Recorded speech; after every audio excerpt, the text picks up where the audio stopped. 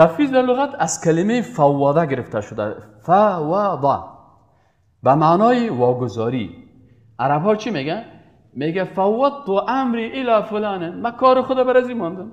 و مسلمان ها در دعای خود چی میگه؟ و افوض امری الی الله، تمام امور زندگی من به کی واگذار میکنم؟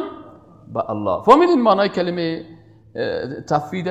پس گذاشتن یک کار یا واگذار کردن یک کار به کار دیگه در زبان عربی تفویض میگن.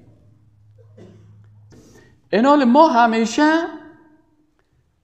در کل مسائل از عقل خود کار میگیریم. خوب فکرتان باش.